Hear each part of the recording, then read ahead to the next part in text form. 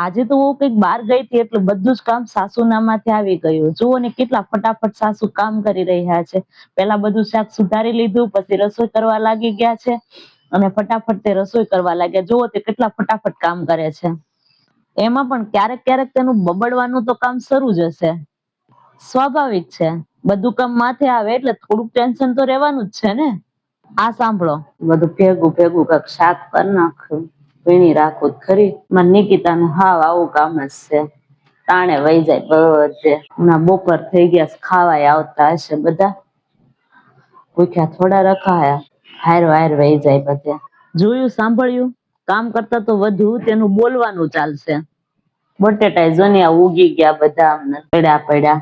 રાંધ્યું જ નહીં હોય હમણાં 3 દી, બહારનું લાવી લાવીને ખાધા કરીએ છે. હાવ ન હોય કોણ કે રાંધ ઘરે એમ, બહારનું લાવી લાવીને ખાધા કર્યા હોય.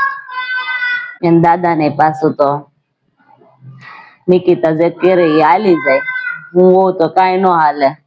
આવી નહીં હજી, રાંધવું જ પડશે ને મારે તો, વાટ થોડી જોયા કરા. આવશે આવશે નહીં કાંઈ, ખાઈને જ આવશે એવું લાગે છે. હારું છું વહી આવી એક દી વહેલી તે, બિચારા બધા ભૂખ્યા 2 દી થશે. વહુ ઘરે ન હોય એટલે સાસુ ને સૌથી વધુ બળતરા હોય.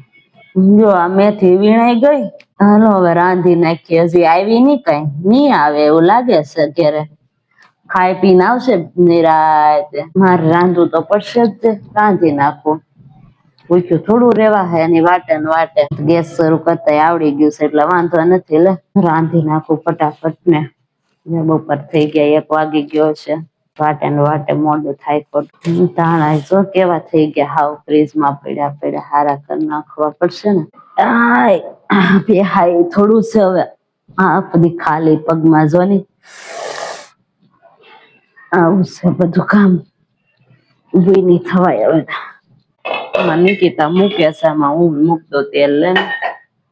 કેમ દિવસ કેમ શું કાઢવું પડશે છે તો ખરું લાગે તો છે.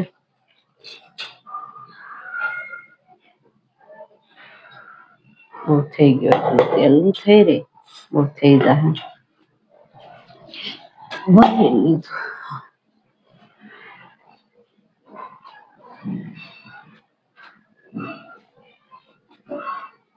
મીઠું શાક સુધારાઈ ગયું છે. હવે સાસુમાં રસોઈ કરવા લાગી ગયા છે. સૌથી પહેલા તો ભજીયા બનાવશે અને પછી શાક અને રોટલી બનાવશે. એમાં પણ રાંધતા રાંધતા તેનું બોલવાનું બંધ નહીં થાય, શરૂ જ રહેશે. હવે ક્યારેક રાંધે તો એવું જ બધું હોય ને.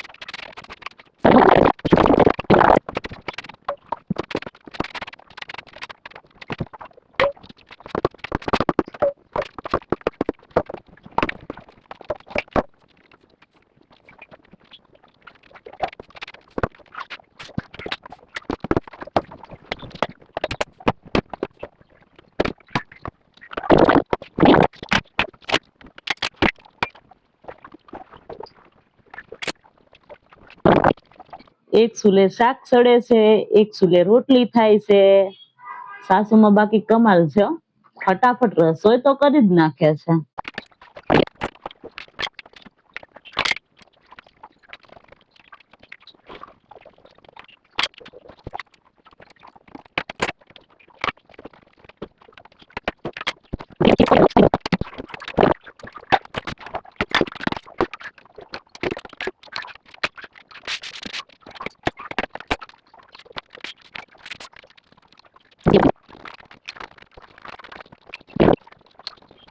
અમારે સાસુમાની રસોઈ તૈયાર છે.